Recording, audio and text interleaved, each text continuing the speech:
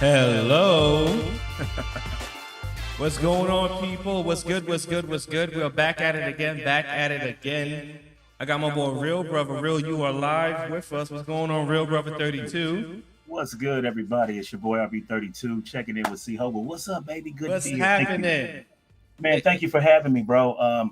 You know, clearly we don't color people time, so I'm gonna take a little bit of heat for that one because your boy was trying to get Suave on the background. You spraying the juke? You know what I'm saying? I had to get it in, baby. It is all good. Ladies and gentlemen, welcome back to another Pro Streamer Chat with my boy RealBrotha32 with CoVa the Technician. Tonight we're going to be talking about how to get your YouTube business started right. Real's going to share with you the insights that he had when he started his YouTube channel, treating his YouTube channel as a YouTube business, all the ins and outs and how he did it the right way. Let me just make sure we get the people in the chat room. We got DJ LaFave. DJ LaFave, don't start your shit in the stream.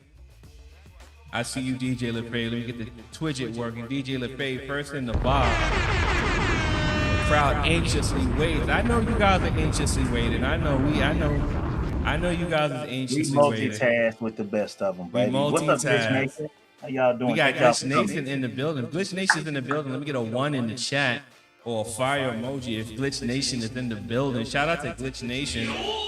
I appreciate you guys for the dual support. Absolutely sensational. Shout out to, we got DJ LaFave, we got Mafia Gaming in the building, we got Josie Cross 92 in the building, and we got Von D in the building. Ladies and gentlemen, we got a nice one for you guys today. Me and RealBrotha32, we're going to be going over the business side of YouTube, how to get your YouTube business started right on the right way. So without further ado, let's get into the conversation. RealBrotha32, the reason why I'm still on my damn speaker box. Okay, that's what I was saying. I heard that reverb. Yeah. we good now. Now. So, yes, sir. So Real Brother, the reason why I wanted to have this conversation with you is because I've been watching your channel, and the one thing that stood out to me when you was talking about how you got your channel started is when you was like giving all the little business aspects of how you got things started with the classification and all the gear that you got started with your channel. So the first thing I just want to have a chat with you about is what actually got you into YouTube, because I know you shared you served the country, you work for the government. You said you said you have a technical background, so just share a little bit about what actually got you into wanting to do a YouTube channel to begin with. So what a lot of people may not know, and I've been dropping these tidbits for the last 16, 17 months on my channel, I used to beta test, and I still do a lot for YouTube, Microsoft, all the major tech companies. They need beta testers for all their products. So back in 2006, YouTube was not even affiliated with Google at the time. They wanted beta testers.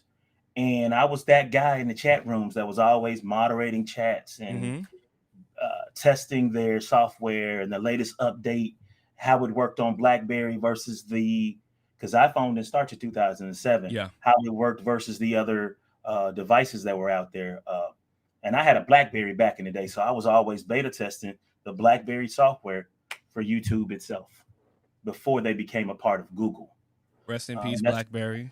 Right, and that's what started my process as far as like what I like to do in the background. I still beta test for Apple, but I get enjoyment now out of being in front of the camera as opposed to Q&E in a piece of software to see if it works or if I could break it. Eventually, we're going to break it anyways once we use it long enough. But that's pretty much what started my process. It was years later. So I think what that was '06. Mm-hmm. So right now we're in 22. That's 15, 16 years later. Yeah. So 15 years later, I started my channel officially by uploading a snow video with my dogs playing in the snow. So if you guys haven't seen that video, go check it out. I think I got a whopping 30 views on that thing right now. So what's up? I'm a big YouTuber. 12 views, man. You started off right. And guys, Real Brother's channel is in the description box below after the stream, during the stream. Go check his channel out. Hit a sub if you like what you're seeing, like what you're hearing. He has a nice community over there, and he does. Now I have a nice intro too, but he got a cold intro himself too. The Real Brother be tearing it up on the mic with his intro with his boy T-Rex Productions. Absolutely. Shout out to T-Rex. Shout out to T-Rex Productions, indeed. Indeed. So you have the technical background. How long have you been gaming? Because you do a lot of like Fortnite, GTA, COD gaming on your channel. Like where you So not to allude to my age or any of that, but I have been gaming since Atari 2600 ColecoVision back in the day. I've been gaming since gaming was games. Gaming was games way back on the way back side of the game. Shout out to Ace Rocks in the building, Ace Rocks Tech in the building, K's Business Podcast in the building. So you decide you want to get a YouTube channel, right? And then you decide you want to do gaming. What was the process like did the business aspect come into play when you started acquiring the gear? Because you got a nice setup hardware wise. I mean, you got all the right stuff. You got the computer. I think you said you got 8 terabits. Like, kind of, if you can, like, break down your setup. How, like, what are you working with on the other side of the screen? So the way that it works for me is, I've been one of those techno junkies from the beginning. I think you and we're probably like kindred spirits when it comes to the shit that we have in our junk drawer. I mean, we probably got enough to put a computer or two together and give it away and help some people out. Like right now, the way it works, I set up and I said, man, what am I going to do? The pandemic is about to hit. It's a lot of craziness going on. So I'm a moderator in a fellow YouTuber's chat, pretty popular guy. And so this is actually how I met Von D, D-Man Jr., DeAndre C, and a lot of Glitch Nationers who come over and support me all the time. We were part of Ego's army back in the day.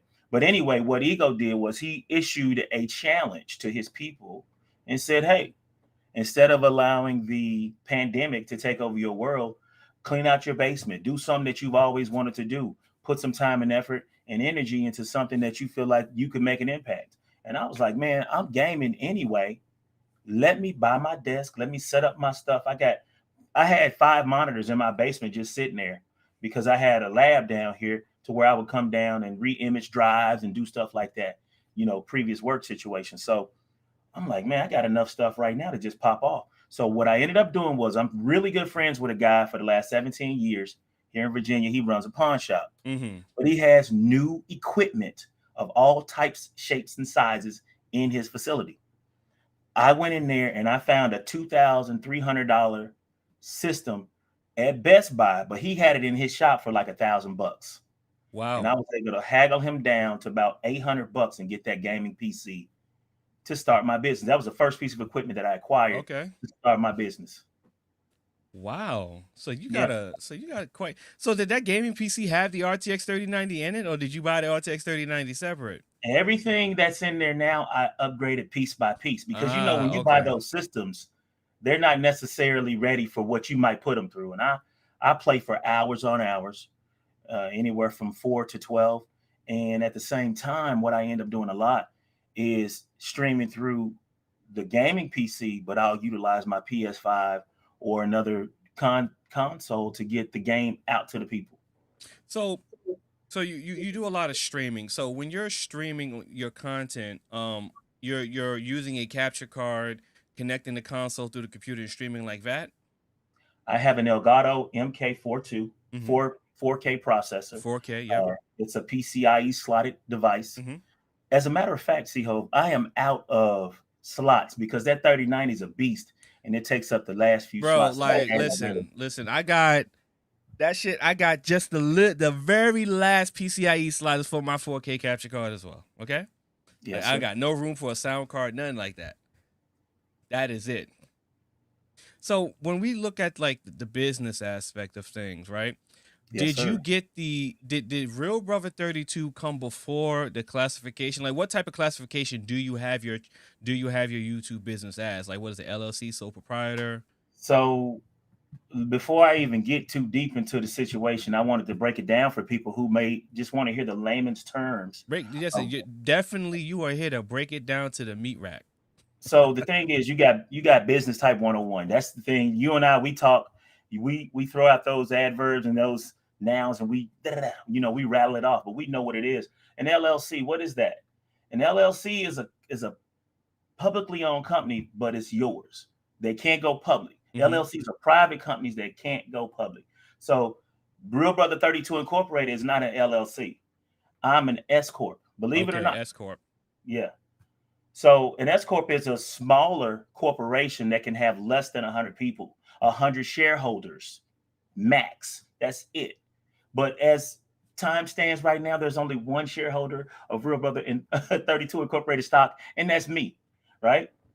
You have your LLCs. You can file those at the state for like $80, 80 or $90. You can start your business. LegalZoom. I use LegalZoom, believe it or not. LegalZoom is actually very legit. They're very legit. Very legit. Very legit.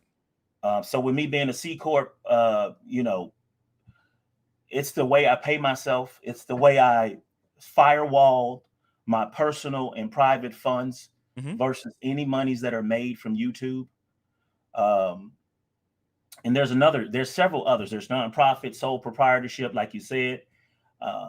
You have to figure that out. You have to actually talk to LegalZoom. They have lawyers that will steer you in the right direction so that you don't make any mistakes to where the state's going to be in your back pocket and Uncle Sam's going to be on your neck at the same time. But forming an LLC or a corporation or a nonprofit, it protects your personal assets. And it also unlocks a lot of benefits tax-wise when you're out there and you got to pay a lot of money back. Because like for me, everybody's like, what did you do? Okay, so for the 2 years, I took money and put it to the side before I started my YouTube channel. So I don't know how old my channel is, but I do know that when I go look at it, it says I started in January 2006. But we all know I've only been streaming and gaming on YouTube for 18 months or so. So I guess about 20 months ago, I started putting, $500, $600, $700 away every month until I had the money that I needed to start my business. And I invested $10,000 into myself. The gaming, the desks. I ended up buying a Odyssey G9 Samsung ultra wide monitor. And that is a huge monitor. Oh man, but it was so much better because I had bought an 8K, when it just came out at Best Buy last year. I had an 8K TV that I've been playing on for the last year, but it was so big I couldn't really see and focus on getting kills in COD. So I moved that TV up into my bedroom, and when my boy called from Best Buy and said he had one of these, that somebody bought it and returned it, this $3,900 monitor, I got it for $800. I'm a hustler, man. I will not spend money where I don't have to. Trust me. Hey, shout out to Jason C in the building. He's finally in 1080p today. I'm glad. Salute. Welcome to the future. Welcome to the future. So real. Now with because there was one thing I was watching the stream of yours, and you explained how you wrote off some, the Galaxy Z Fold 3. You bought that, and then you kind of wrote it off as a business expense. So can you kind of share how that process works for like acquiring gear to put into your YouTube channel and then writing it off as a business? So the way that works is you have expenses. Like I run this from my basement. I run this RealBrotha32 Incorporated, the channel itself, from my basement. So when I'm streaming for 12 hours, that's the light bill for that 12 hours. When I'm when I bought my Porsche, I needed a new car. You know what I'm saying? You throw that under the business. This is RealBrotha32 Incorporated. The tags even read RB32 on the tags. When you go to buy equipment or upgrade things or items for your business, you put that under your business. You save the receipts when you go to your CPA or when you do your taxes with TurboTax or whatever you do. They do have a TurboTax business edition. You file all of that. Even when you go to lunches, when you go have cigars and smokes and talk business with other businessmen and women, you put those things down as expenses, and you can write them off up to a tune of $15,000 to $20,000, depending on what it is you actually were doing. And as long as you have the receipts to prove that you were doing business, that's how you do that. So real, if I was to ask you, like, what does it mean to actually treat your channel like a business? Like, what would you say? So last night, for instance, I had a very uncomfortable conversation with a couple of people in my chat, right? I got a family member who likes to jump in my games and just play with me, and that's cool. And I told him, I was like, it's not a problem. I said, but I need to start treating my business like a business, because you're not an actual channel member, but you're taking up a slot from somebody who is a channel member. So with that being said, a lot of the people that have been running with me recently aren't channel members. They're just really good friends, and I like to game with them. However, when it gets to the point to where I've got more channel members waiting to play than the people in the games aren't, I need to make that necessary change and say, hey, bro, I'm gonna need you to sign up for at least $5 a month on my channel as a channel member, so I can do a few things. I can invite you to my PlayStation chat. I can then get you into the games. I can game with you offline. Some of those things along that line. But when I'm prime time, and like you and I, we game a lot together. You know, we play with several people who really aren't Glitch Nationers, but we love playing with them. So in order for me to make it a profitable business, I have to get those people who aren't channel members. Got to convert them. Got to convert them into people who are. Now, on the flip side of that coin, I have at least 50 channel members on my channel. And one of the big YouTubers came by and he said, man, that's a lot of channel members. I'm a big YouTuber. There we go. You said it. Got to hit you with the big YouTuber. Go ahead. No, you got it. Go ahead, man. I'm a big YouTuber. Absolutely. So this guy, he came to the channel. He's like, man, that's a lot of channel members. Keep up the good work. But I was thinking about that. I have to be responsible for that process, because I was having a conversation with a good friend of mine, and he was like, you really not doing that. You shortchanging your own business because you're the fun guy and you like to have fun with people. But at the same time, you got a business reel. You got to run it as such, you know. And those people, if they really want to be a part of Glitch Nation, they'll sign up for a $5, $10, $20 channel membership. No problem. And then they'll come through. Like you're a channel member of Glitch Nation, and man, I be looking for you like you selling crack. I'm like, where's C-Hova, man? We got a game tonight. Real be on that fucking sweat, boy. You love that sweat. I do, man. I can't help it, bro. Hey, man, shout out to Keep It Techie, Nick Taylor, XX Tentacion from the grave, it looks like. What's up, Blinky? How you doing, baby? Oh, is that Blinky? That's Blinky. Oh, what's up, Blinky? What's going on, Blinky? Yeah. Keep It Techie, absolutely freaking not. I will never ever be interfering Real Brother Radio. You have nothing to worry about over here. We don't participate. When I have a conversation about treating YouTube like a business, I mean that, okay? But Jason C has a question. You may have already discussed, what was the one mistake that taught you the most? The one thing that taught me the most about business. Mistakes.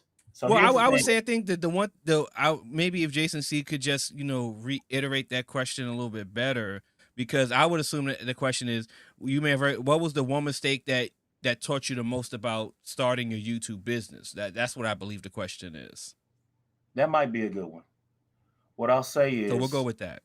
I'm going to go with that. Well, what I'll say is, in personal and business relationships, I'm going to bring personal in just for a hot second, because it needs to be said. Yeah. Okay.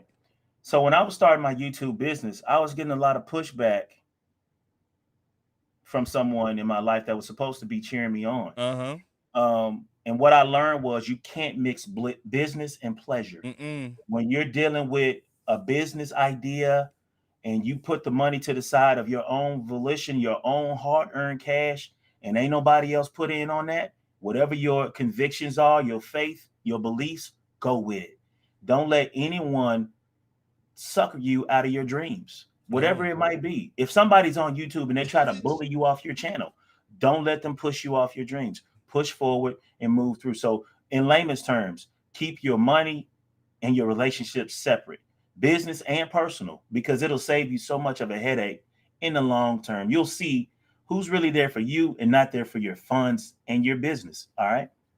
Keep it 100. So we got Alicia thicker than a snicker. Aaron My Collins in the sister. building. What's going on, people? I have a lot I'm trying to learn. So, Alicia, I don't know if you saw the video today, and I'm not even going to get deep into it, but I want you to go to King Oz's channel, look at the video today. I was going to talk to you about that personally. I didn't get a chance to talk to you about it, but there's a video out there. I want you to see that, and then we're going to chop it up on Instagram because we got to talk. Salute to you, Queen. Much love. It's good to see you, baby. Welcome. Alicia's another one that got her channel, started off pretty nicely. With Quitty's a new one. Quitty, listen, I mean, I'm saying, hey, listen. Get out of here. You know what I'm saying? Get out of here, man. Shit, I'm saying. You making new words and everything over, but Quitty. Quit it. But Alicia's another one that started off her channel pretty nicely. I was checking her stuff out on Instagram, and she has a pretty nice setup too. We got JM. Can a brother eat good off of YouTube? I mean, absolutely, you can eat good off of YouTube. Keep it techie. Yeah, definitely subscribe to Real Brothers channel. I'm gonna pin that comment for Keep It Techie. Shout out to Keep It Techie. Check his channel out. Join the community. If you like to play COD and other first-person shooters with Real, join his members, and then you get members. What do you call it? Members access, members privilege first. What do you call it, Real? Membership perks, baby. Yeah, membership perks. You get the membership perks to play with Real. Like, I listen. Okay, I check Real channel. That shit say live. It says Call of Duty. I go right on the Call of Duty. I send Real. I right click and jump right in that bit. We get into it. And we get into it, man. I jump right in that bit. Okay, so that's what it is, man. Who else we got in the chat room? Yeah, so I mean, let's break that down. That's kind of an easy question, though, right? Yeah, you can definitely make money off of YouTube. Like, I've made money off of YouTube, so there's a difference, yes, right? sir. And I've talked about that a couple of times as well. There's a difference between making money on YouTube and making money off of YouTube. I've made money off of YouTube, but I haven't made money on YouTube. But you can make money off of YouTube and on YouTube. The difference is this, right? Making money on YouTube, you get super chats, you get the membership, the join memberships, you get the super stickers, and then you get AdSense, right? So that's one of the four primary ways you make money on YouTube, on the platform. To make money off of YouTube, that means off of YouTube, not directly on YouTube, is donations via Cash App, PayPal, Stream Elements, all which, by the way, if you feel inclined, you can hit my description box for all of those donations. Cash App, PayPal, Stream Elements, if you want to support the channel.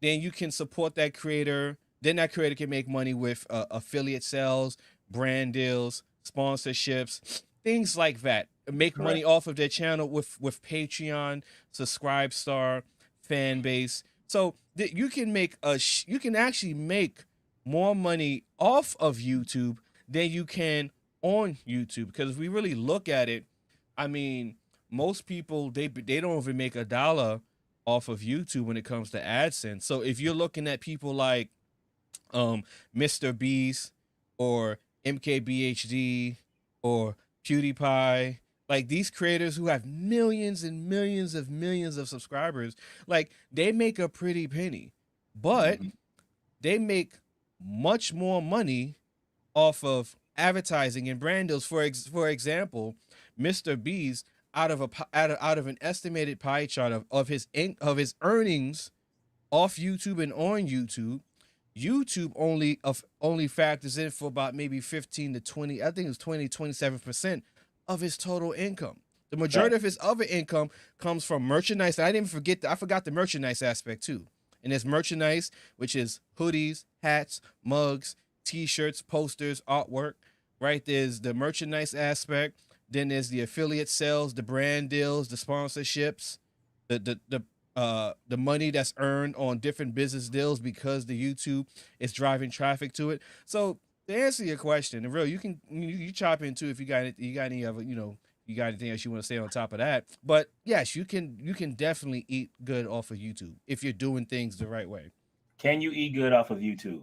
So if you're struggling and you're living in your mom's basement and you don't have bills to pay, yeah, you can build up your rep and you can get enough subscriber counts and you can get enough people to come to your channel and donate to you through those myriad of streams that CoVa mentioned earlier. Yeah, you can eat good off of YouTube. But if you're, if you got a house, a car, wife, and kids, you know what I'm saying? YouTube money right off the bat isn't going to be there. You got to build that up. You got to treat it like a business. That's why I was trying to tell some people last night in my stream, if you come to my channel and you don't have a wrench, that's a channel membership perk, having a mod. And I don't understand why this is so important for a lot of people, but a lot of people need to see their name with that fucking blue look wrench. here, the shit with the wrench. I've been YouTube set that shit up. I've been on YouTube, like doing content. It's only been 3 years, to be honest with you. Okay. It's only been 3 years, to be honest with you. But in my time, like, I have not understood. I could not understand. I do not understand the thing with wrenches. Like, it's a real, like, it goes into the human psyche of getting validation and feeling accepted. Because I've taken a wrench for somebody and I had that person mad as fuck with me, like, oh, you took my wrench, we not cool, and yada yada yada, blah blah blah. I'm like, bro, it's like, bro, you're not even a member. You're not paying me. You're like, what do we like? It's a wrench. Like, so to follow up on what you just said, the reason why I've been telling my people in my chat for the last month, come Monday, nobody's gonna have a wrench except my channel members and my day ones. See, Hova, you're a channel member and a day one. You get to keep your wrench. You're blessed. Josie Cross 92, Von D, all the people that matter will keep their wrench. But the people that don't subscribe to the channel or come often to the channel or are there to hype the chat and get the, keep the responses popping in the chat, you don't need a mod. Now, if you come to show love, like every time you go live, see, Hov, I'm in your chat. I don't care what I'm doing. If I'm streaming, I was streaming the other night and you were live and I pulled your shit up and I was in your chat, click, clack, ticking and talking and playing card at the same goddamn time. I saw. I said, well, it's called love, man. Yeah, man. Loyalty. Much respect. I want loyalty over love from anybody else moving forward in my life. Because love is a very selfish emotion, but loyalty will get you through the storm. I'm telling you. Yeah. I mean, yeah, when I was like, Real love, let me see what Real does. I saw Real was in COD. I'm like, man, Real love that goddamn sweat, boy. When I finished, I was gonna pull up on you when I was finished, but you was in Plunder and Warzone. You know I uninstalled Warzone. Oh my god. Yeah. I need you, man. No, bro, I need my 250 gigabytes of hard drive space more. I know that's terrible. It's terrible. So I did want to expound on some things. No, go for it. So can you eat good on YouTube? Absolutely. What I've realized about YouTube and Google AdSense, it's a business because a lot of big YouTubers are putting and buying ads from Google AdSense to put them back onto their channel. What does Google do when you buy an ad from them? They send people to your channel. I knew a guy from 3 months ago. He had 200 subs. That dude got 5,000 to 10,000 subs now because he's been paying that Google AdSense and building up his channel. I mean, you can get a lot of views and subs depending on the ad that you put out with Google AdSense. It's a penny. It costs a pretty penny. But if you're thinking about it in a business, then it's an investment. Might even be a tax write-off. So it's something to look into. But I'm sorry. Exactly. No, you expounded on that point perfectly. And if people are worried about the numbers, also YouTube is a numbers business. A lot of people, they'll come to my channel, they'll say, oh man, Real Brother has been streaming for 18 months and that joker only got 2.2K subs. But for me, I know I've earned each sub. I've been out there in the YouTube streets working really hard to gain those people to come to my channel. I don't subscribe to the bot services. I don't ask people to bring their cousin, mama, uncle, auntie. I just go out. and I mingle with people in their chats. Hey, how you doing? What are you doing today? Like, one of the most awkward and weirdest pairings is, there's Crafts by the Road. She's a yarner. She knits. She's a creator of black dolls with yarn. And I met her, and I go to her chats, and she has the most unorthodox conversations. And I just sit there and I listen to her, because it sounds like something my auntie used to say to me growing up in Tennessee, right? You get these people, you learn, you invest time into their channels, and they'll give you that same time and love back. If you're real with your responses. You don't have to go in there and fake with people. But listen, what I'll tell you guys is this: at the end of the day, whatever you put into your channel monetarily, that doesn't necessarily mean you'll get it back. But if you stick with it long enough over time, you can absolutely get that money back. I promise you. Positively, if you're doing it the right way. And when I mean the right way, I mean if you are into the fuckery, and I promise you, you know what I'm talking about. If you are into the fuckery, like, the results you get will be what you get. I promise you. If you treat it like a business, your YouTube channel will treat you back very nicely, and you just got to take care of things the right way. Yes, it's about constantly improving. As I've gone back and watched Real streams. He's constantly improved. I know damn well that you're watching me, and you've seen how I'm constantly improving. And constantly improving does not mean constantly buying gear. Right. It means perfecting your craft and getting better at it, right? So speaking of gear, Real, so when you started your YouTube business, where did you go to get the information to get the gear that you got? Because you got a couple cameras, you got the Astro headsets. I think you got more than one headset, or do you just have the Astro headset? I got a couple of headsets. The first thing I did was I Googled. You Googled, okay. I Googled. I've been watching this guy, Andrew Heller, for years. Harris Heller? Harris Heller. Yeah, Harris Heller from Alpha Gaming. Alpha Gaming. Alpha Gaming. Exactly. Yeah. Alpha Gaming. I call him Andrew for some reason. But look, looks like an Andrew. He do look like an Andrew, but his business acumen for anything internet based is amazing. He's a big Twitch guy, now YouTube guy. But I did a lot of Googling. I got one video from him, about starting your YouTube channel, that I watched that every 2-3 months, just to give myself a refresher on what my objective and goals are on YouTube. Of course, I'm there to play games. At the end of the day, you got to evolve. You got to evolve as a person, as a business. If people don't like the business you're running, they're not going to stick around. So that's why I'm doing what I do right now. That's why I'm changing some of the rules. That's why I'm trying to make it a little easier for people to come and have fun. That's why I let some people gang with me for free. Because once they get to that point, they're going to be like, man, I can afford $5 if I want to gang with C-Hove and Real Brother. That's no problem. Well, come on in and tell a friend. You know what I mean? Absolutely. Absolutely. Now, as far as the gear is concerned, I don't want to get off topic, but, I used to be that guy back in the day. Here, baby, let me take your picture. So I got these cameras, and I like to, get out there. Exactly.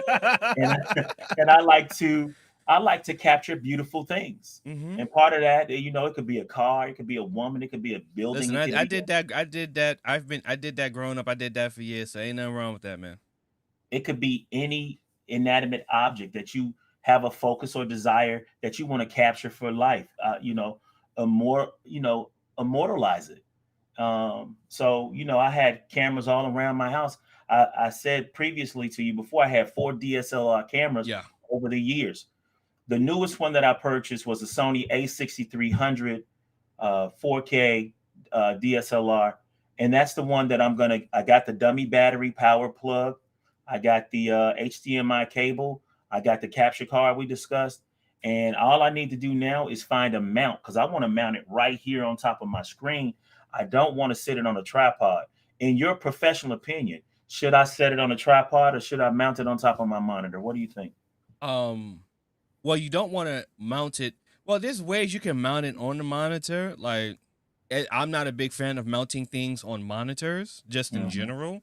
I'd rather use a C-clamp, like a flex arm, and have it behind the monitor where you'll just like how this is, Yeah, and how I can just like pull this out because it has a piston arm. So you want something like that, and you'll have it as a C clamp, and it'll just clamp behind your table, and then all you'd be able to do is just lift it up gotcha. and bring the camera into and just have the camera show on you. The reason why I use a tripod is because I've maxed out my space, right? My space, I got the computer here, I got the 34-inch ultra wide here, I got the two Edifier bookshelf Bluetooth whatever speakers, which are Got it. way more than studio monitors, but they are fucking phenomenal speakers, right? So I got these two speakers. Crispy.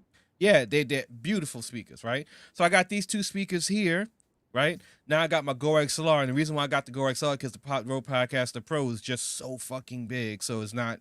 So I've maximized the space there, and then I got my keyboard and I got my mouse, and beyond that, I got this 1080p monitor that I have that's right in front of my keyboard, in front of the monitor, so it sits on the floor. It sits on the table because it has a little folding, mount with it. So I'm looking at the space. I don't got no more space, right? So I don't have room to get fancy. And because of how my table is, it's a custom IKEA desk with a vinyl wrap. So I don't have that kind of space to get fancy with C clamps and monitors and flex mounts and stuff like that. So I just gotta make the most of what I have. So I have a sort of like a miniature but very like sturdy tripod that goes up to like 69 inches. But I have that right here above, and it lifts up just a little bit. It lifts like about an inch off at the top of the monitor. So it's completely out of the way, and I kind of just leave it there for the most part, right? Sometimes I may take it down because my 42-inch 4K TV is here as well too if I want to watch a movie.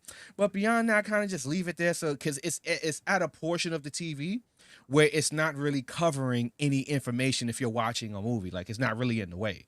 So I just leave it there. So that's why I would say, sometimes a tripod may be better because when you want to you could just leave it there and don't touch it. But also a C-clamp with a flex mount would also work very well too, because then you just have that motion that you could just bring it in and bring it down, and you could bring it all around here and just move it wherever you want, and it'll be at your convenience. So you have options there, but I don't advise mounting the DSLR on the monitor. I don't like putting things on top of monitors if it's just not a webcam. Okay, got it. Going to see what we got going on with you guys in the chat room. So Real, now you've talked about your community, right? So would you say that it's important to, like, where do you find the divide or the balance with having a fun community, but also running and operating the community like a business, like when it comes to your memberships? Like, how do you find balance in that to not like make people feel a certain type of way? Because people get, people are sensitive, right? So they'll feel a type of way about anything. It's not an easy balance, to be honest with you. The core mission statement for me is it's all about games. It's all about fun and games. I'm not really here to, sell anybody a pipe dream. We're here to play games together. And, if we get to know each other and we fall in love as friends and continue to game outside of the YouTube business and stratosphere, that's great. And if not, then it is what it is. When I take time off and I come back to the community, and here's the crazy part. Even when I'm off, I'm still gaming. Like, people in the chat right now, like Josie Cross 92, she knows I just got off the game an hour ago. I was playing with D-Man, Humble Elite, and we had somebody else in there, but we were all in there playing 2K. And I didn't even stream that. I just played it because those are my buddies, and I like to hang out and have fun with them. So you have to find a balance for your personal life, and then you have to have a balance for, your community members. I have a situation set up where people, if they're part of my Glitch Nation community, even if they aren't channel members, they can reach out to me via Discord or RealBrotha32@gmail.com. That's just for any old body that might need me. Like, I always give the 800 suicide number, because a lot of people who game, man, they walking around here mad, angry, and depressed. You know what I'm saying? Because a lot of those guys or girls, don't have an outreach process. They don't have people they can talk to and get their feelings heard. So I do that a lot too. I just try to make sure people are comfortable and are having a good time. You know what I'm saying? Absolutely. So I would say that it's important to find that balance because there are some times when you interact with creators who don't understand that balance and they rub people the wrong way because of this, right? So, an example, you'll have creators who do the creator coaching thing, and you'll have people that will just simply ask them a question, right? Like obviously, like I do consultation. Like if you need help with tech, hardware, software, set up your channel for streaming. What's going on? Spectacular Gadgets, Brother Love Show, Handling Jones. Salute to everybody in the chat room. I appreciate you guys. And I do the YouTube. I can consult with people. I've consulted with people. I've taught people how to use OBS, how to edit. I've helped people get their gear and stuff like that. Yeah, and I charge for that when people consult with me. However, if you asking me a question, I'm like, oh, boom, boom, boom, boom, boom. Like I'm not gonna say hit the Cash App so you answer a question, right? Like that's not how you do things. Like you got to find balance in that. So you have people where people will ask a question and they have like the creator coach people. And instead of like really like answering the question, the person will tell them that, they got to get paid first, right? Or I'm not going to give you any free game or free information. You got to pay me. And that's not balance. That is imbalance, right? Because now you're making people feel uncomfortable to speak and interact with you.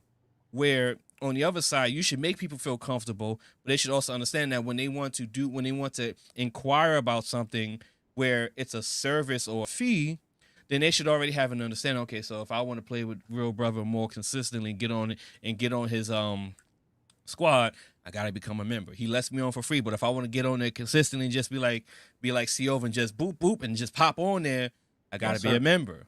So that's why it's so important for balance. And a lot of creators kind of get lost in the sauce and they lose that sense of balance, and they think it's okay to put everything into a paywall just to interact and communicate with them. And that's just wrong. I got a segue on that because you just touched on a whole lot. So I've been sitting back with my CPA and I looked at all the gift cards I gave away over the last 18 months. And I've already and I want a gift card too. Yes. $7,200 so far. Given away an Xbox One. I've given away 2 PS4s and a PS5. Look, so I've really put some time, effort, and money, not into only starting my business. What's going on, Rainen? But to making sure channel members are shown the appreciation that I think they deserve. And the funny part is, if I was a bigger channel, I could do bigger and better giveaways. But as a, single man now doing this out of my basement, you have to kind of temper the giveaways and temper yourself when you come to, trying to, that's one thing you got to learn. You can't get too caught up with the giveaways. Can't do that. Woman? Yeah, it's a never ending rat race when it gets to that point. Yeah. What I've done to the point for now, I know I've blessed, 4 people, 5 people with a console. And I know that the channel members that I do have, they know I have blessed them in a way to where I just want to inspire other YouTubers who are actually making more money and better at it to do just probably 1 or 2 of those things. You don't have to necessarily give away a PS5 or a PS4 or any kind of console, but maybe give back to your community a little bit, to those people that support you every day, that make donations, and that are channel members that show you love. Give them a taste of love back, and man, it'll go a long way. That's all I wanted to say in reference to that. Thank you for everybody who does anything towards helping Glitch Nation, by the way. I appreciate it. Shout out. You definitely have to give back to your community, especially because if your community feels like they're on the outs with you and you're losing touch with your community, that's bad for your channel, and then that's bad for your business. Because if you lose touch with your community, that means you're going to start losing channel memberships. You lose channel memberships, you lose super chat donation, you lose subscribers, you lose viewers, you lose a lot of things, right? So it's very important to maintain your community when it comes to building up your channel as you continue to grow. But I also want to let you know, like, you also had some questions for me too, right? So don't forget that. You had some. Man, look, my question is, when do I get my personal OBS set up so I can be smooth and tender like CoVa the Tech? I'm a big YouTuber. Man, listen. I'm a big YouTuber. Man, listen. Shout out to Interactive DNA, man. He hooked my my custom layout. If people wondering what Real Brother's talking about, he's talking about my do I have this on window capture or display capture? Okay, this is display. Let's see what we got here. We got display capture. Okay, just to show you guys real quick. So, oh god, okay, that's not gonna work right now. But anyway, so this is my custom little. He's talking about my custom little OBS overlay that I got from Interactive DNA. It comes with, like, you know, my logo and stuff like that. But as far as like how my stream is set up, I learned how to do all of this, and the only like tool that I'm using for it is Own 3D, which I've told you about before, which gives me all access to all of these overlays. But as you have noticed, I've been changing things on my channel, so now I'm starting to personalize things a little bit more, and I'm changing the overall look of the channel. So I'm not going to, like, I don't want to stick to a certain design yet because things may change. But for the people watching, like, you know, I've changed the starting soon screen to this, and now I've added, you know, this is my be right back. So as you can see, when music is playing, hold on, let me see. And now, you know, the music is moving with the logo, and the same thing here too. As music is playing here as well. And then, as you know, when we get to the ending screen, you know, we have the same thing now.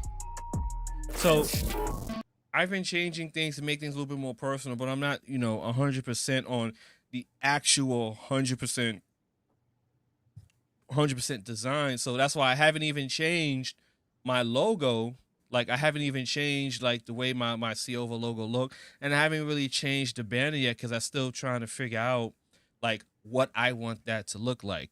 But as far as, like, changing, you know, adjusting how things look with my camera and how things look in OBS, yeah, that's constantly going to keep changing. You know, the only thing I'm gonna keep is, like, I like the stingers. So that little stinger right there, that video transition, that's the stinger that you use in OBS, and I like that. Like, that if I change anything with Own 3D, I still want to keep the stinger transition because I love the stinger transition. They look fire. So that's more like software. With hardware, like I tell people, like, I'm kind of done with the hardware aspect of things. Like, I got the camera. Like, you know, what I tell people all the time is, once you have the same. I think you have the A63 you said, but once you get this camera and then you get that Sigma 16mm 1.4 lens, like, I promise you, you do not need another camera. You do not need an A7 IV. I promise you, if you get an A7, if I had an A7 IV right here, it would look just like this. Okay. It would not change. I promise you, it would not change at all. The only thing that would change is if you had a Canon, because the color would look different. And that's it. Just the Canon colors would just be slightly different. But I promise you, once you get a mirrorless or DSLR camera and you plug that in and you have that the perfect lens for, which is like a 16mm to just for the streaming and recording, you're good. You're good. And then when we're talking about mics, you know, the mic thing, and JM says, make the social media letters bigger. They too small for me to read. Are you talking about here? I mean, like, right here. So, I mean, we could break that. Let's break this down real quick, right? So, this is I got this tutorial from Gail Level. Shout out to Gail Level. Like, he does. I've actually watched Gail Level. He's a French guy from Montreal, Canada. That fucking is a gamer guy that helps people. Wait, I thought he was in France. He's in Canada? He's in Montreal, Canada. Yeah. Oh, I thought he was in France. Okay. Yeah. So Gail Level does a lot of tutorials for like, you know, streaming on Twitch and YouTube. Yes, he does. So I saw this one tutorial of his, and it was of him going over, like, making a starting soon screen. So sorry. So I followed this tutorial because I thought this shit looked so clean. Like I thought it looked It is so clean, clean. though. I thought it looked so clean. So I followed the tutorial, and the most fun part about it was taking the actual pictures, because I actually kind of enjoy taking the picture, and I thought it looked really nice. And once I fleshed out the the Photoshop aspect and got to the titling and letters and looked at the final product, I said, man, that looks really fucking clean. And Alicia Thicker Than a Snicker says, Silva, do you or anyone you can refer to as far as a video to watch and how to connect an Astro chat link to the PC for console gaming through PC with party chat? Depends on what kind of Astro headset and amp you have, Alicia. What kind of setup do you have? I have an Astro A40 with the preamp mixer, and it plugs directly into my gaming PC. And there's a switch on the front. It lets you select if you want to go PS4 or PC. So if I'm understanding this question right, she wants to get the Astro to play audio through the PC and party chat at the same time. Exactly. So I have a PS5 on mine.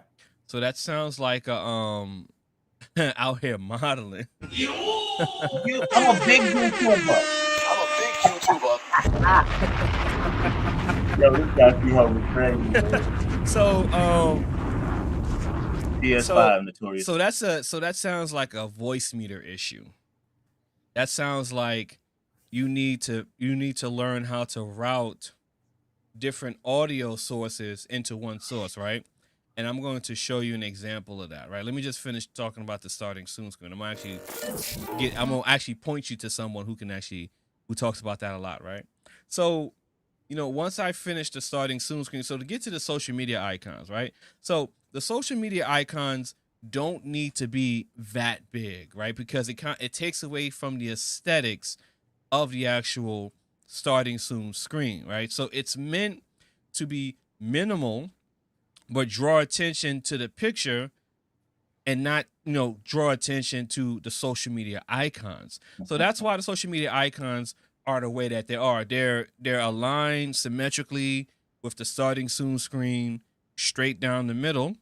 All the colors are matching, but you don't want your social media icons in your text to be too big, because it takes away from the aesthetics of the image. Because if you have your starting soon screen, the two biggest things you want to have is you and, people seeing that the stream is starting soon, right? So Right. all social media icons that you'll see in layouts and overlays, they're all kind of the same size. They're never really super, super duper big, because you don't want to take too much attention away from, the actual image of you being on the screen. So the same thing is here. When I took that same template and just changed it around. So now I'm not on the screen anymore, but now you see the logo CoVa, and you see Be Right Back, because this is my pause screen. And now you see my social media icons here. Same thing, a little bit more spaced out, because everything's in the middle to take up a little bit more space. And that's it. Now, if I was to make these logos extremely big, like, that would just simply take away from the aesthetics of the actual image. And that same process is repeated here as well. So when you're looking at, your overlay and your layout, and then you want to have your social media icons in there, they don't need to be super big. Like, they just need to be there and visible. Now, if you have a super small screen, it may just be your screen or issue, or your screen is just small. But in general, like, that's a general safe size to keep things. Now, to come back to Alicia Thicker Than a Snicker, so I don't have a mixer. Should I get one? Well, no. Okay, well, okay. So you don't need a mixer, but the option of not having a mixer is very technical. And if you not all YouTube creators or people who create content are super technical people, right? I talk about this all the time. I'm not saying people are cavemen or you're dumb. Is that not everyone is super technical in that aspect, right? So for some people, having a mixer is easier than setting up voice meter and move transitions in OBS. It's just easier for them. But for some people, that they don't mind dibbling and dabbling and messing around with things, right? So it depends. Like, if you're streaming, it would benefit to have a mixer, right? Because with a mixer, what you're then able to do is what I'll bring this down here. And we're gonna bring this here. We're gonna drop that. Real's back here. Okay. So you know what I'm gonna do? I'm gonna keep real here. There we go. So we have the Go XLR, right? And this is a routing table here. So we're gonna just do my best to shrink that. Okay, so I'm gonna do my best to shrink that and show you guys. So I'm just gonna shrink real just a little bit so we can show, and we're gonna drop her comment here. Okay, so we have the routing table. Okay, and oh, you know what I'm gonna do? I'm gonna do this instead. I'm gonna have your display here. I'm gonna go to the window and go to the Go XLR app. Bingo bongo, bada bing, bing bong. There we go. So Real's on the big screen now, and this is the Go XLR app right here, okay? So as you can see here, you have a routing table, right? Now, what the routing table does for Alicia, what a routing table would solve your problem is that you want to be able to hear the party chat and the PC into your headphones. So if you had a mixer, what you would simply do is you see where the Go XLR has headphones, you have mic, chat, music, gain, console, line in, system, and samples. What you would have is you would have your console in your ear, and your PC would be on system, or your chat would be on chat, and then you would be able to run console, chat, and PC system all into your ears, and you'll be able to hear everything at the same time. And all you would have to do is you would monitor the audio on your mixer, right? Now, that's the Go XLR. There are other mixers that do the similar things, but overall, like a mixer would solve, that issue. Now, yep. If you don't want to get a mixer, right, then there's a software application. Now, my next guest for next Thursday is going to be DJ LaFave, right? So, DJ LaFave talks a lot about voice meter and using software for your streaming setup and being an interactive elevated streamer. And he's an actual DJ, so he knows his shit when he's talking about it. So when it comes to DJ LaFave, he uses voice meter. So I would tell you to, check out DJ LaFave's channel, because he has whole tutorials on using voice meter. And what voice meter is a digital software mixer that can control that can create digital inputs and outputs via a virtual cable, and that can mimic a hardware mixer. So, to simply answer your question, it would be easier for you if you had a mixer, or you can use software. But to solve your problem, you need software or a hardware application to fix that. Okay. Let's see who else we got. What headphones are you rocking? I am rocking the Sennheiser, right? Jubilee. You can't see it because it's backwards. I'm rocking the Sennheiser. Am I putting these on right? Nope. I'm rocking the Sennheiser Jubilees 58X, right? So I don't use gaming headsets. I just use 3.5 millimeter headphones for my audio and to hear things and stuff like that. It doesn't really matter too much what you have when it comes to headphones, as long as it's like, in my personal opinion, like music consumer headphones, because the way that the sound is produced is different than when you want to hear things, right? So if I'm talking to Real, I need to hear Real as how he sounds, right? So I don't need to hear Real with more bass or more treble or higher mids. I just need to hear him how I hear it.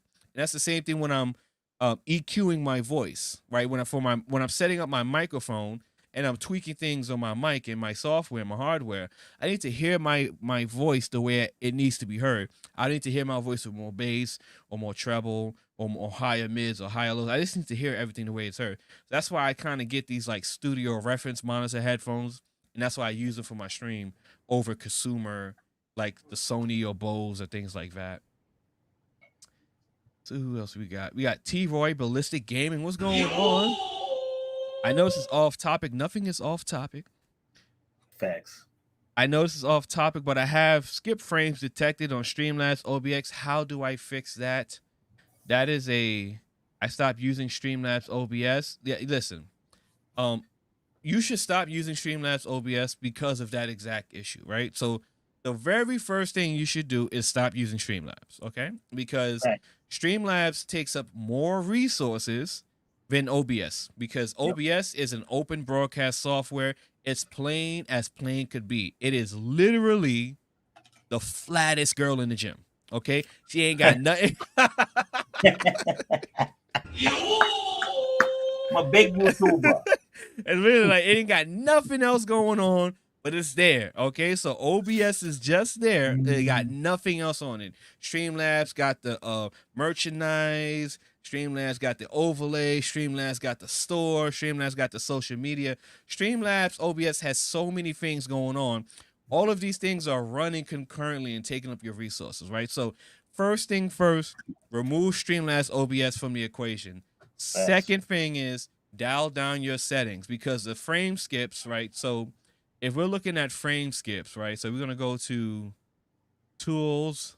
Where do you is it tools and stats? But still have access to all the Streamlab tools via the website. That's facts. Yeah. Use Streamlabs via the website, I but use don't them for use my that alert.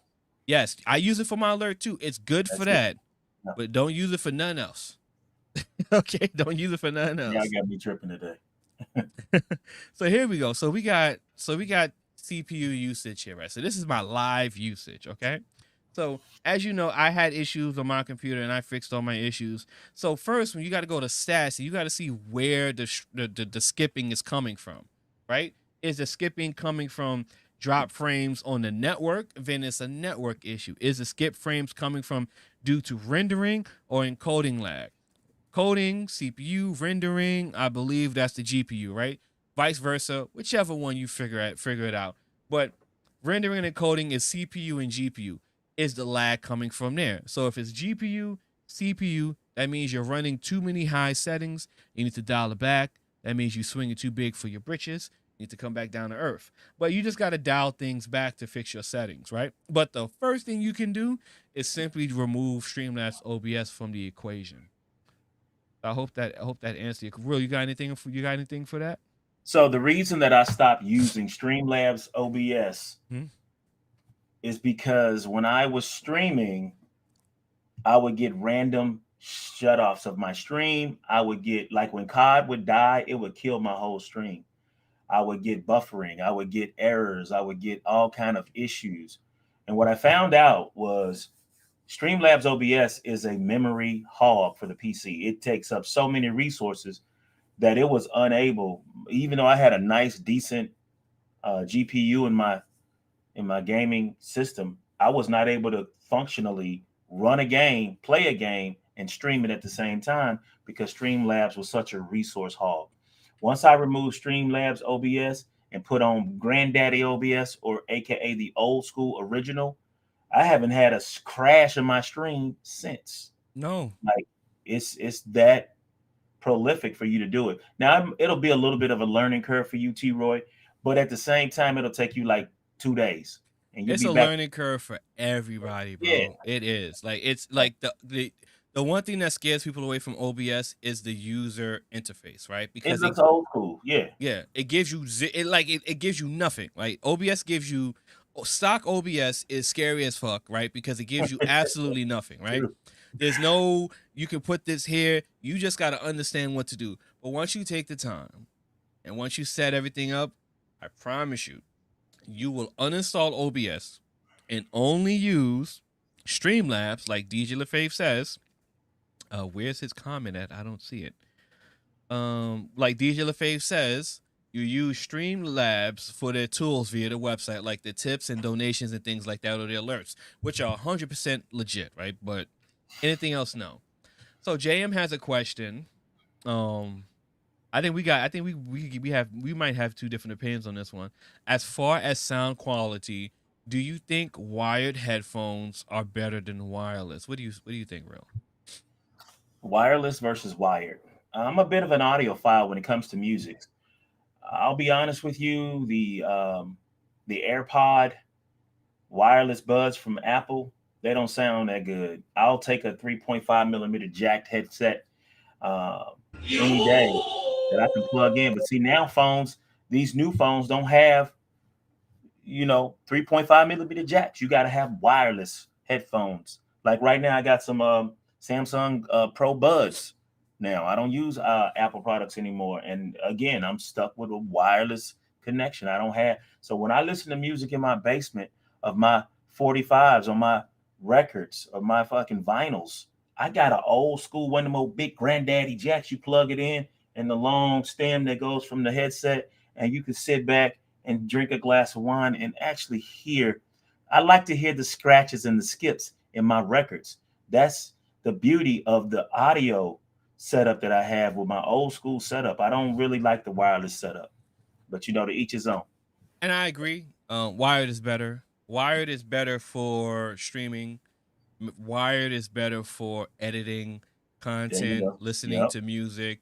Wireless, there's interference, there's delay, there's sometimes lag, and if you have a lot of things going on, right? And if you're editing or if you're streaming, for me, I think in perspectives of like making content, right? If I'm on a stream, I don't want to have wireless headphones because wireless devices need to be charged. Okay? Right. And wireless devices needs to be constantly connected. So that means you're running a Bluetooth connection while you're running all your streaming connections. You got too many things going on your computer at the same time. And listen, when it comes to content, it's not when it happens. It's not if it happens. It's when it happens, right? Yeah. So we got Ricky in the building. Ricky says new Bluetooth 5.2 with aptX HD and Ellie is near lossless and on fire. Bet, right? It's absolutely great. However, when it comes to streaming, I would never use a wireless headset, right? I would never use any type of wireless headphones to do any type of content that I'm doing. Like if I'm editing content, I need my headphones to be plugged in, or I'm listening off of my studio speakers, right? I need that connection so I can hear my content the way it needs to be heard, right?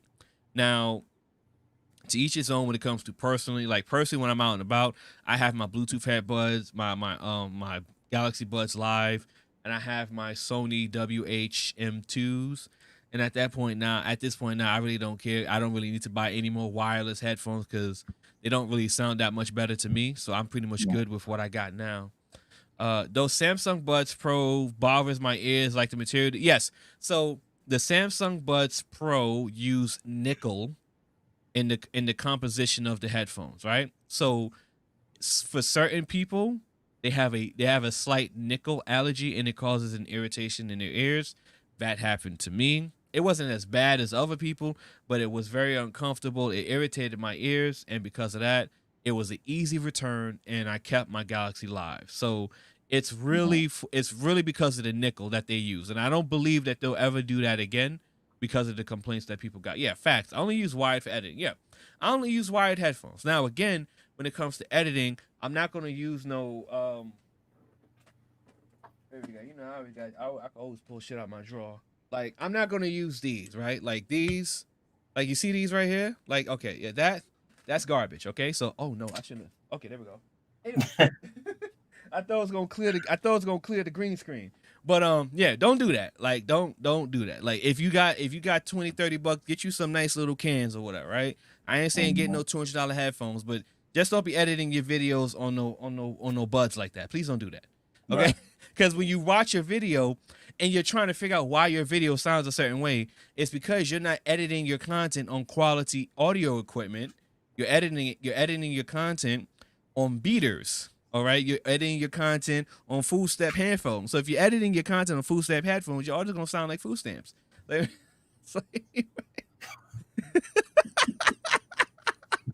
You almost made it, bro. Oh my god. Well, I got a question for you. I got a couple questions. Hold on. Go ahead. You'll have me up here all night talking crazy. So my thing is, CoVa the technician. Obviously, you are a businessman. I'm a businessman, but at the same time, we're gamers. We're tech aficionados. We have these, love-hate relationships with the technology that we endear ourselves to try to get our message out and do our thing. Yeah. I wanted to know your take on this process: residual income versus passive income. How and why? Which one suits you best? Passive. Yeah. Passive. I like passive income.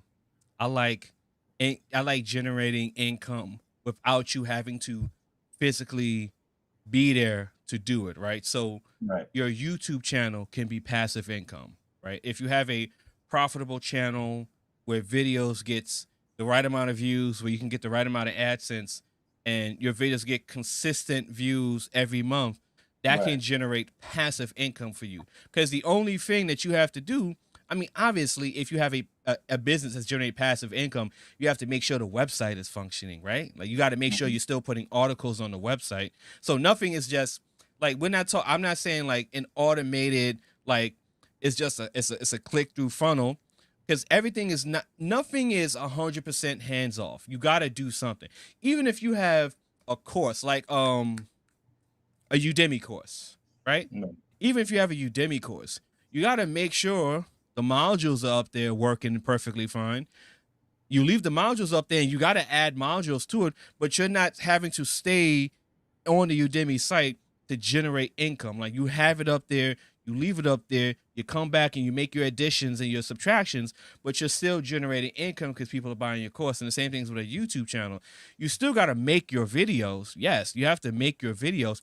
But if you have your videos and your videos are profitable, then yes, your videos will generate revenue based on the affiliate links that are there, Right. the merchandise sales that are there, the AdSense revenue that you receive from all the videos. So a YouTube channel is a great it looks like we kind of had we dropped off a little bit. I was looking on OBS, make sure everything's here. Okay. Your YouTube channel is an excellent example as a passive income. But what about you? Which one do you like?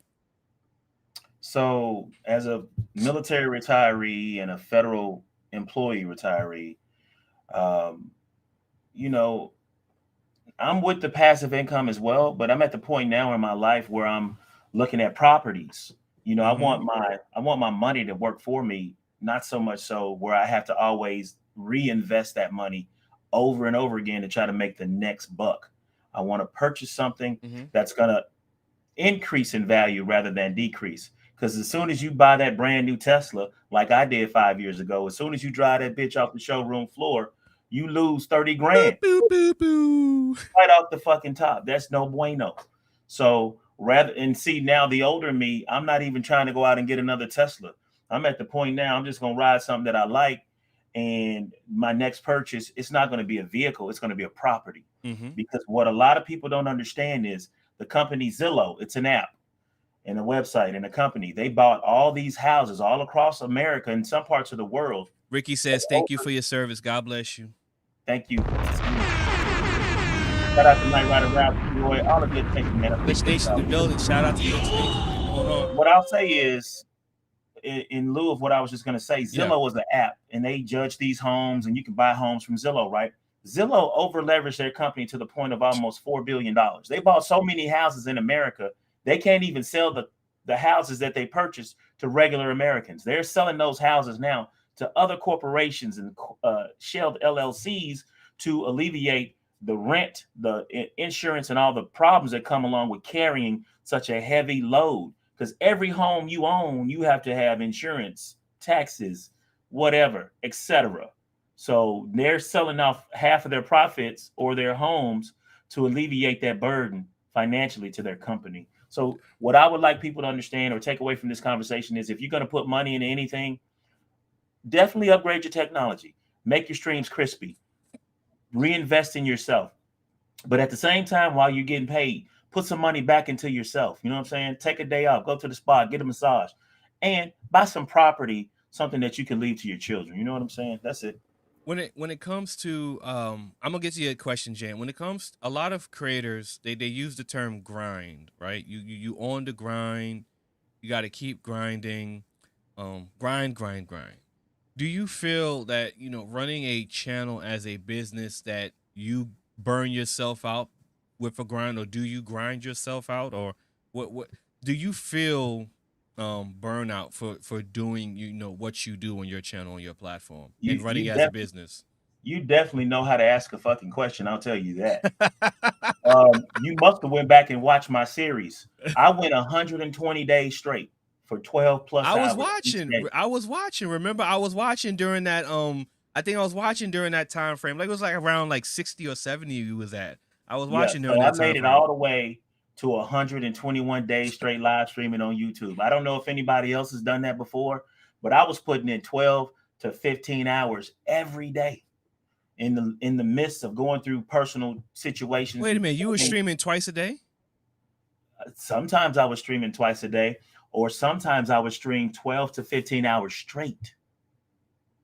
For 121 days, I streamed every day, 12 plus hours. Wow. So what I learned about that is make it a balance. Mm-hmm. You got your home life, your personal life, and then your YouTube life. Your home life could be just you. Your personal life could be you and your significant other. And your YouTube life could be what you do on YouTube. The really bad part about it is, for me, I'm the same dude off YouTube that I am on YouTube. Like when I see my boys at the cigar lounge, I'm like, what's up? Salute, King. Salute, Queen. How you doing? I'm giving hugs. But you know what I'm saying? As far as the balance, take care of yourself. Don't burn yourself out. YouTube is not going anywhere. If you get the 1,000 subscribers and you get the 4,000 watch hours, your community, if they care about you, they're not going nowhere. You know what I'm saying? No, take time for yourself. Get a massage. Take a break. I took a break.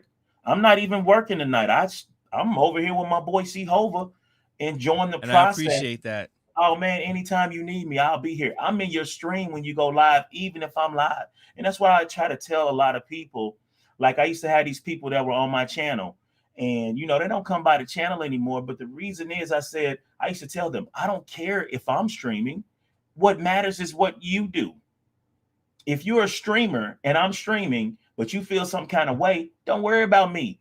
Worry about your business. YouTube is your business. It's your face, your name, your image, your likeness. It's your money. It's your time. You're paid with time no matter what. And your health is your wealth. Absolutely. Your well-being is your wealth, your health, right? Yes, absolutely. So at the end of the day, Night Rider Ralph, he's Glitch Nation. My brother working. You know what I'm saying? When he go live, I just pull him up and play him. It don't matter if I'm streaming or not. Nope. You know what I'm saying? And I told him that before. I don't care who's streaming. It could be our mentor. It could be somebody we really like and respect. But we're YouTubers now. It's a job. Get in there and go to work. Make your money. That's why I tell everybody, if you're going to be on YouTube and you're going to stream, do 4 hours at a minimum. 4 hours. If you get a $5 donation, you made $1.25 per hour. $1.35, whatever the case may be, right? If you stream like me, I streamed 8 hours last night. Me and Notorious B and Southern Boy Gaming, we got back-to-back victories on Plunder. We played 8 hours. It was fun. I had a good time. You know what I'm saying? So, and we made $40 on the stream and donations. So for those 8 hours, I made, some money. It was beautiful. Like you said, CoVa, what you put into it, you have to be willing to take it out too. Yep. Yes, you do. Quick question from JM. What subjects or topics sells the best on YouTube? Everything. It just depends on how you make the content. That's the simplest way I can do it. You can make money pushing all kinds of content on YouTube.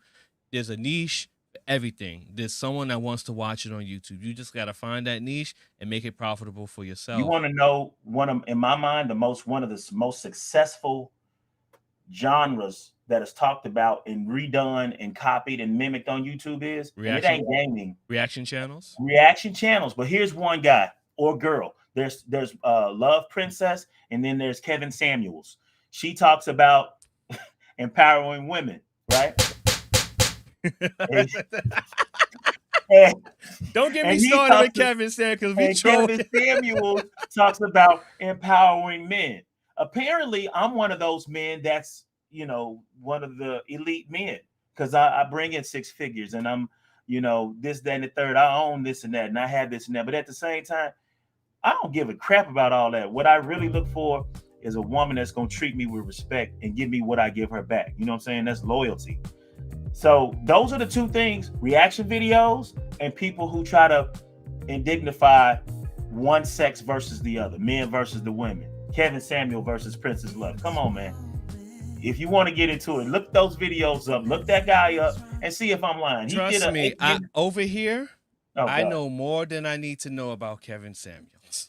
I know what you're referring to is what people call gender war content. Right. The man versus women, social dynamic content that will be profitable until the end of time. Until God says, hey, it's time, it's a wrap for Earth. We gotta pack it up. We're gonna come back another one. Let me say one thing before we wrap it up. Mm-hmm. What I was gonna say was, I got a couple people on my channel that come through and they're like, "Real, how you doing?" They don't even come to watch me game. They just want to check in and say, "Are you okay?" Because we know your ass is a grinder. This is what you do. Like, I used to work third shift, Homeland Security. I'm at work 4 a.m. all the way until 4 p.m. So 12-hour shifts to me is a normal thing. You know, I feel like I be cheating my people when I sign off after 5 hours or 6 hours because I'm used to putting in 12. What I'll tell you guys to take away from this conversation with me and CoVa is called self-care. Keep your self-care above any and all things. Do not allow anything or anyone to pull you down to a level and keep you there. If you don't feel comfortable with playing with certain people on your channel, if you don't feel comfortable with the hours you work, invest in what you want to do on your channel. Make it about you. It's your business. It's your face. It's your name, your image, your likeness. Do not allow someone to dictate what you do with yourself. Okay? Absolutely. We got one last thing from Alicia. Finding that balance is key as a content creator. I have fallen into FOMO. If I'm being honest, you may feel like you are missing out on your time to grind or that you will fall behind, be forgotten if you're not constantly streaming, and that's the struggle. I promise you, people will not forget about you if you don't. YouTube ain't going nowhere. YouTube ain't going nowhere. The moment you drop a video, you see your numbers go, your view analytics go straight up. That means they ain't forget about you. Real, it's been a pleasure. Much love, my brother. I appreciate you for joining me for the conversation, the YouTube business conversation. Let me know when we can go follow up on your channel. I pull up on Yoshi's Knits. Yeah. You guys go check out RealBrotha32. Pin comment in the comment section below. Pull up to his channel. Tune in, tap in with your boy Real Brother. It's been a pleasure. I will catch you the next time you trying to get sweaty on Call of Duty, okay? Okay, check this out. Tomorrow, CoVa the Technician. We're going to get into it. I'm going to do 4 hours COD, and I'm going to do 4 hours GTA 5, and hopefully you'll join me for that first 4 hours, maybe for an hour or two. I don't want to try to take up all your time, man. I know you're busy. You have consultations, and you're helping a lot of people. But what I'd like to say is from my heart, man, thank you for just being a really good friend outside of the YouTube side of things, but just being there just to have a simple conversation. Absolutely. And actually lobby those questions back and forth on a personal tip. I do appreciate you. Salute, man. You are amazing, brother. Keep up the grind. And can I please get some interactive media, OBS love? Do I need to send that brother like a $25 cash app? Tell him I'm ready right now. I got the money. I want to send it to him today. I need that OBS love. I'm not on Patreon. I'm gonna email it. I'm gonna email him. I'm gonna send him a Skype and email and see what we can do for you, man. I'm gonna send him another message, man. I'm gonna send him another message for you, man. I got to take myself to the next level because after seeing all this 4K goodness and goodies on your stream, I'm over here shaking and shit. I'm like, I need it in my life. I need it. Yo, shout out to everybody, man. Oh, man. I appreciate y'all. Salute to you, man. Appreciate you, Real. Appreciate you, man. No, I'll drop you down. Yo, you don't got to click nothing. We professional over. You don't got to click nothing, Real. Ladies and gentlemen, Real Brother 32, man, in the building. Love the man. The man is such a good dude. I had the StreamYard for Twitter ready. I was supposed to go live on Twitter. I completely fucking forgot to go live on Twitter. Sorry, Twitter. My bad. Ladies and gentlemen, what's going on with you guys in the chat room? You know, I had to hit Real. Real said he was a high value man. They know we got to hit Real with that. We had to hit Real with that. Real said he's a high value man. Like, wait a minute, you talking about Kevin Samuels? Yeah, I know enough what I need to know about Kevin Samuels over here. I promise you, I hear too much about Kevin Samuels over here. So we understand all of that situation completely. What do you guys think about the conversation? What did you guys learn? Did you guys learn anything? I hope you learned something. I hope you learned something. It was an excellent conversation. Salute to RealBrotha32. Conversation. See that 2160p gang. Shout out to Nick Taylor. You guys definitely got to go. Not the Samuels, yeah. We're not gonna do that over here, but you guys definitely have to go check out Real Brothers channel. Maybe become a member so you can play with us when we're playing Call of Duty. When we're getting sweaty in them lobbies, real with that goddamn rocket launcher. Blinky says it was good. I appreciate that, Blinky. I don't even watch Kevin Samuels. I know a bit about him. Yeah, I get you. Listen, man. Man, it's so important to understand how to run your channel like a business. And when you start running it like a business, you treat it like a business. That means you don't spend your time dibble-dabbling in things that don't benefit you or your channel. And you make sure to treat it with respect. And when you treat it with respect, it's going to respect you. But that's something that everybody that's a content creator on YouTube is going to have to understand and learn. And eventually, call of sweat, right? Call of sweat. And eventually, on your journey as a creator on whatever platform you're on, you'll eventually figure out how to way to make what you're doing profitable, and you can win and be profitable as a business, and you'll understand and appreciate that concept as well. And when you're growing, again, like we discussed all throughout tonight, the one main important thing is not to focus on gear. Gear is just to supplement the channel to facilitate better content, but better gear does not make better content. Learning skills and always looking for growth, for where you can be, where you can grow and improve, is how you make better content on Twitch, TikTok, YouTube, Facebook, Instagram. You have to always look to improve your content.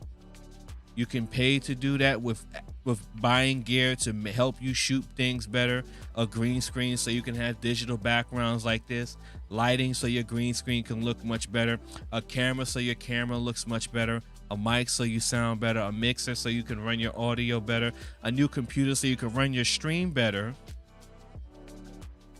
But you still got to learn. You still got to find ways to improve on the process. So the one thing people should take away whenever we're having these conversations is that you got to learn. You got to put the work in to improve your craft. You got to practice, practice, practice to be better, to want to be better, to get better. But as you know, I don't want to drag this on any longer. Ladies and gentlemen, we got to end it on a high note. We have RealBrotha32 in the building talking about YouTube business. If you're new to the channel, when you hear that beat, you already know it's time to get on up out of here. Ladies and gentlemen, we had a phenomenal one. I mean, phenomenal stream, conversation, one for the ages, another classic, if I do say so myself. Next Thursday, we gonna have my boy DJ LaFave on the channel. Yes, indeed. Hold on, we gotta pull up my boy DJ LaFave, because if we talking about streaming, if we talking about content creation, if we talking about an elevated streamer, we gotta bring up DJ LaFave. Ladies and gentlemen, next Thursday, 7 p.m. Eastern Standard Time, my boy DJ LaFave. This camera keep focusing. I need you to get your shit together, okay? We got my boy DJ LaFave on the stream. Tune in and tap in. We're going to be talking about interactive streaming. The whole streaming thing is messed up. I'm so hyped. I done fucked up the display. It's all kinds of crazy. Well, we're going to have DJ LaFave on the stream 7 p.m. Eastern Standard Time next Thursday. We're going to talk about interactive streaming. That is going to be an OBS show for the ages over here. We are going to get into the nitty gritty over here. I'm so hyped. I'm fucking everything up right now. My Twitch is messed up. My camera's messed up. The display capture's messed up. The bots are in here. They're like, yo, what's happening? We here. We thought we found out you're going to have another guest. Yes, indeed.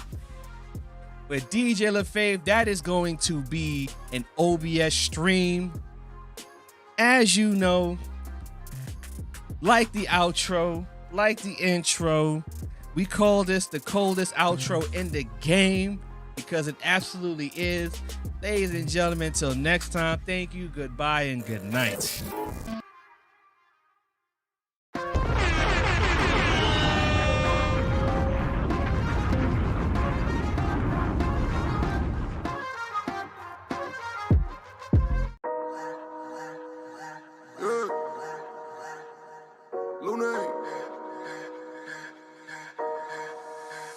Money work.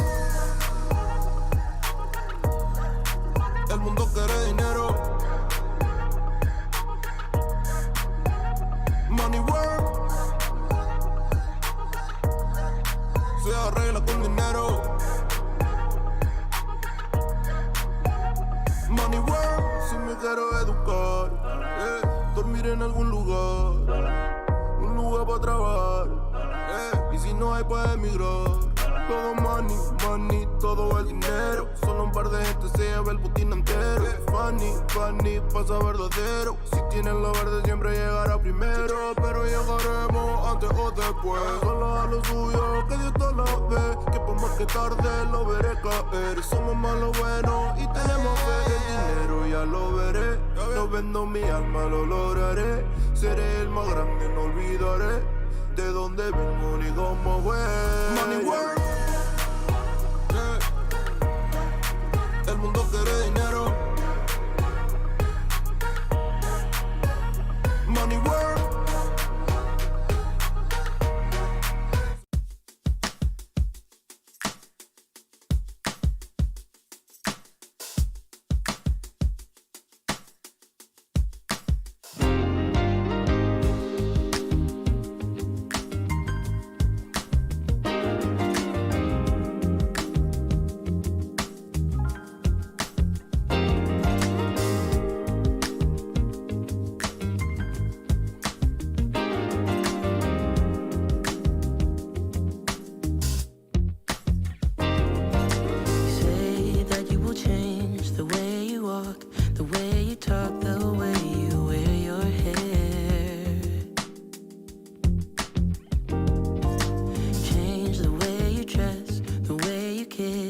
Everything 'cause you are scared that